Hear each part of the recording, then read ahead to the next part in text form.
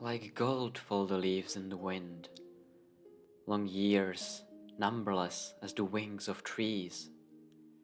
The years have passed like swift draughts on the sweet mead in lofty halls beyond the west, beneath the blue vaults of Varda, wherein the stars tremble in the song of her voice, holy and queenly. That is the first verse of the poem Namarie, Farewell, by Professor John Ronald Reuel Tolkien. It is one of the longest and the most famous pieces of poetry written in Quenya, the language of the Elves, created by Tolkien. His fascination with linguistics and mythology led him to creating an entire world in which elves play a vital role, and consequently defining the classic features of the fantasy genre, possibly forever. It is no surprise, then, that the game Magic the Gathering, inspired heavily by Dungeons and Dragons, which in turn was based largely on Tolkien's world-building, has featured the fair race of the Elves all the way from its inception in 1993. When legendary creatures were introduced in the set Legends just a year later, among them were two elven characters. Their cards were bad, but they were there. In 2014, Elves officially started their journey as one of the prominent decks of Magic's multiple formats and have remained a staple of Legacy to this day. But despite their multi-format success, there was still one important thing the Elves were missing: a commander.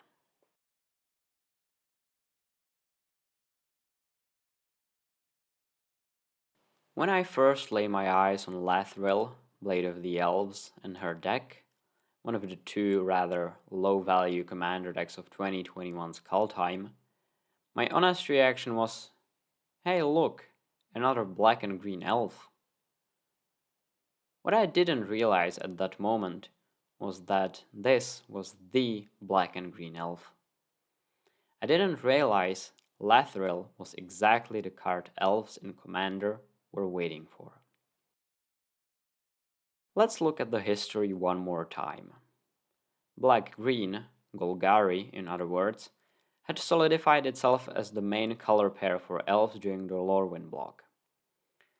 Your options prior to Lathril had thus been Noth, a discard-centric commander more than an elf one, Rhys, the Exiled, a fine but slightly underwhelming option, some of the other four Golgari elves who don't care about their kin one bit, or some weak pairing from Commander Legends, although those came out only a couple of months before Lathril, so I believe they were merely paving the way for her. In terms of mono-green elves, you would have had some iconic choices such as Eladamri, the original elf lord, Azuri, the star of 60-card decks for years, or Dwinnen. If you can get more colors into your deck in Commander though, most of the time you will take them. Anyways, what is it about Lathril that makes her rise above all of these? Well, let's finally look at the card itself. To start, the design looks clean, simple, and approachable at first glance, which is always a great sign.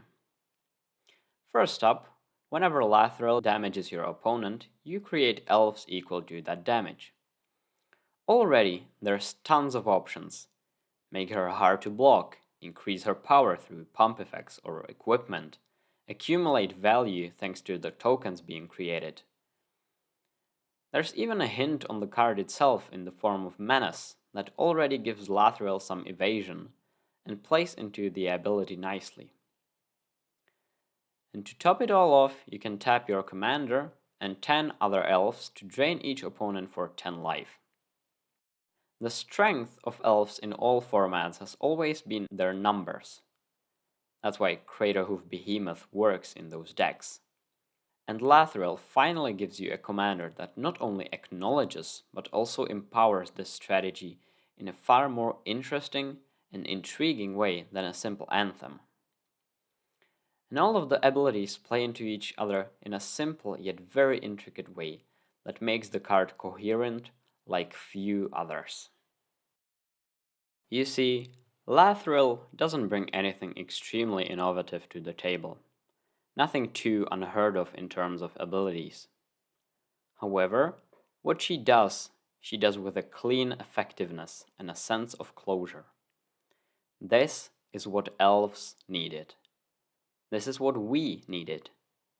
This is a design that finally ties up a popular archetype and makes it as good in Commander as it is in other formats.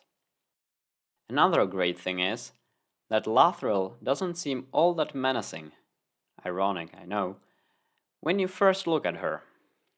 A 2/3 for 4 mana isn't all that scary, and requires some confidence to put down onto the battlefield. The card feels very fair, which is honestly surprising on a third spot amongst the most popular commanders, and after the 2 cards we've already discussed. It also warrants the lovely 0.8 salt score on EDHRec. If you're not familiar with it, the salt score basically tells you how upset and or annoyed your opponents will be when you pull the card out. And a score under 1 is fine. Go play your Lathril deck and have fun! If I had to pick, my only problem with the card would be that I don't have much to say about the art. By all means, it's fine. It's pretty, but that's about it. She's a cool elven character with the main distinguishing feature being her blue skin, but nothing else stands out. It's also weird to me that she is depicted alone in the art.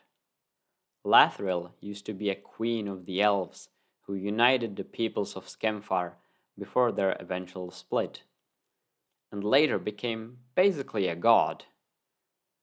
Her card also cares about lots of elves, so I think it would have been fitting to see her surrounded by ranks of her followers, maybe standing above an army or leading one into battle, or possibly just standing amongst her kin who are showing their admiration. With that being said though, there's simply nothing wrong with this card, and I love that. From the old Norse myths that inspired Tolkien, through D&D and the 28 years of magic, I find it only fitting that the most beloved elf commander comes from a world once again inspired by Norse mythology.